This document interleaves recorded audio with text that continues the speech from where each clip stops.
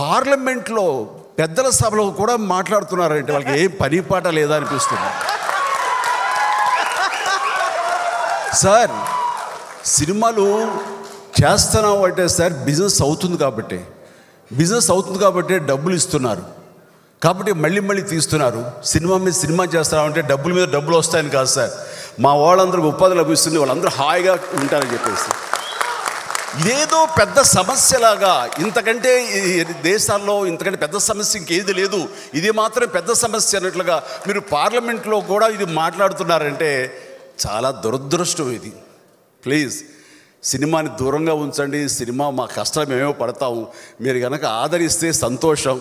Cinema enhance కోసం మీ ప్రయత్నాలు చేస్తే ఇంత ఖర్చు పెట్టి ఇన్ని కోట్లు పెట్టి చేస్తున్నాం కాబట్టి దీన్ని ఈ స్థాయి అంతర్జాతీయ స్థాయిలో ఈ రోజున తెలుగు పరిశ్రమ ఉంది కాబట్టి దానికి కారణం మేము ఖర్చు పెడుతున్నాం కాబట్టి ఇలాంటి ఖర్చుకి ఎంత కొంత రెవెన్యూ రావాలని కూడా కోరుకోవడం సమంజసం కాబట్టి కోరుకుంటున్నాం.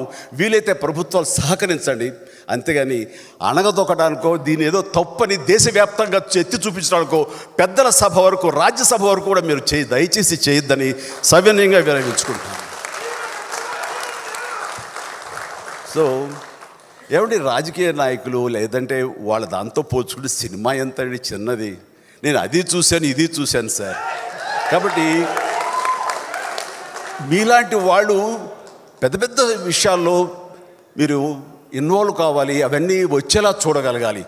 అది ప్రత్యేక హోదా గురించి కానివ్వండి, లేకపోతే మనకున్న ప్రాజెక్టుల గురించి కానివ్వండి, లేదంటే రోడ్ల నిర్మాణం గురించి కానివ్వండి, లేదా పేదవాళ్ళ కడుపు నింపే పథకాలు కానివ్వండి, ఇలాంటివి కానివ్వండి, ఉద్యోగ అవకాశాలు కానివ్వండి, ఉపాధి అవకాశాలు కానివ్వండి, ఇలాంటివి మనం ఇవ్వగలిగితే కనుక దానికి ఏంటని మీరు కనుక చూసి దానికోసం ప్రయత్నం చేస్తే నిజంగా ప్రతి ఒక్కరు మీకు తలొంచి నమస్కరిస్తాం.